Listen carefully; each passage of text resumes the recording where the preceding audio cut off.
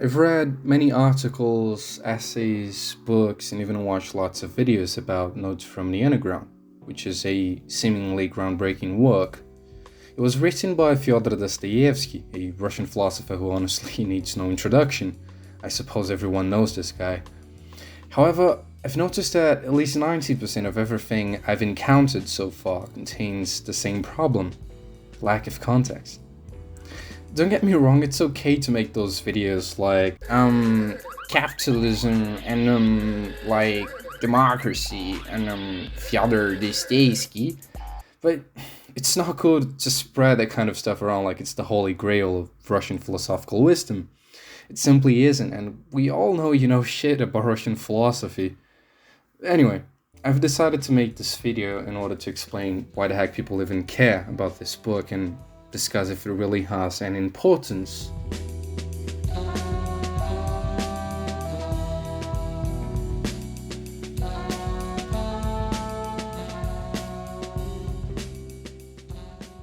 It all starts with, guess what?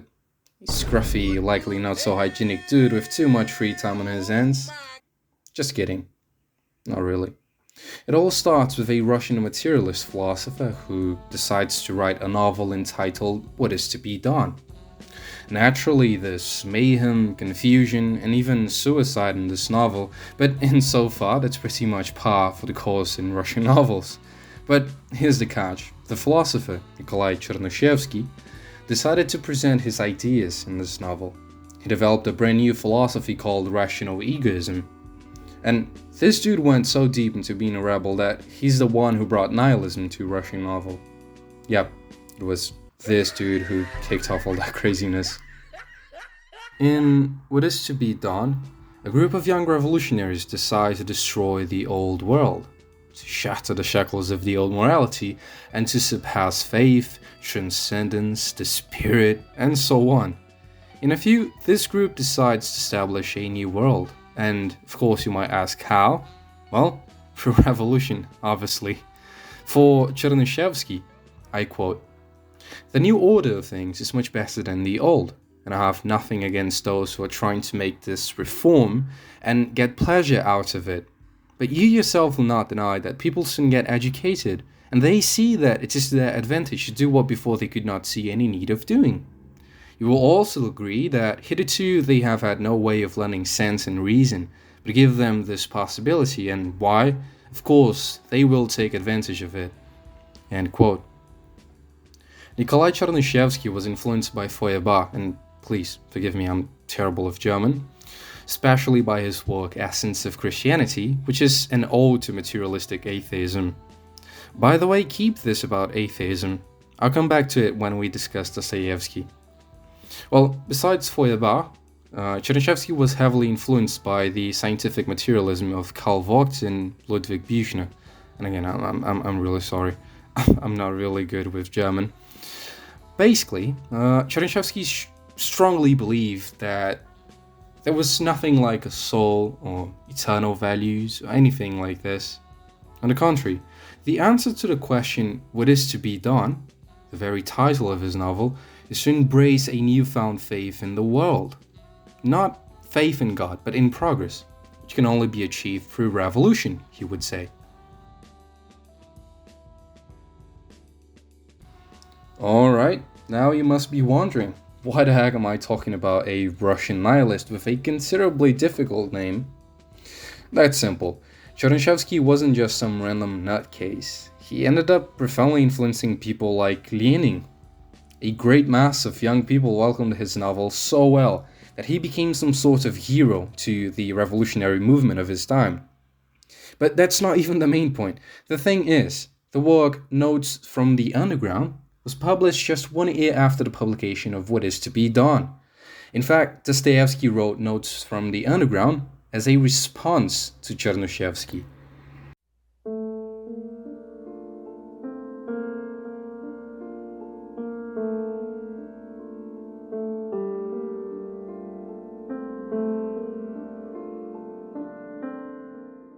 Contrary to what almost all of the Western world thinks, Dostoevsky wasn't a depressive, democratically atheist, feminist, nihilist, and so on.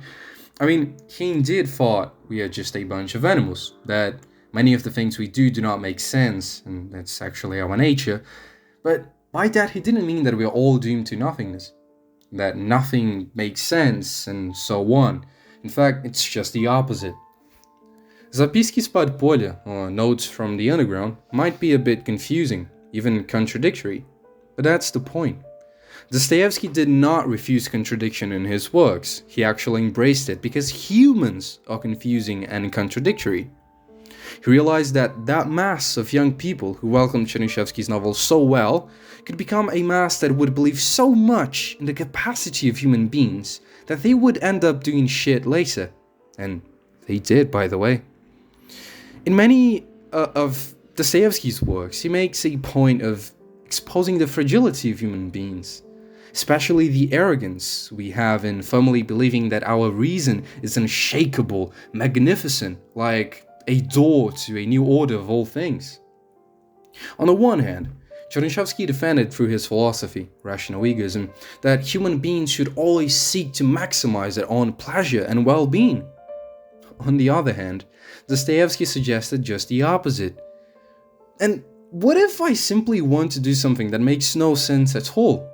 And what if I simply do not want to avoid suffering at all costs? Even though with pure reason, you might say lots of things to seem like an intelligent guy, while you stay moldy in your armchair, you certainly won't use tautologies or syllogisms to breathe, to walk, to laugh, even to stumble around. But so what? If we humans were not born to conquer everything, to become gods, establish breathtaking empires, then what should we do in the world? What is the purpose of this life? Anyone after reading Notes from the Underground and realizing that it is not the bastion of civility is bound to wonder what it means to live then. And just for that reason, the work Notes from the Underground more than pays for itself. It's already fantastic for getting the reader to question themselves about these things. However, Dostoevsky goes further and gives a resolution to the question of existence. Unfortunately, very few people know this Dostoevsky, but that's why I decided to make this video.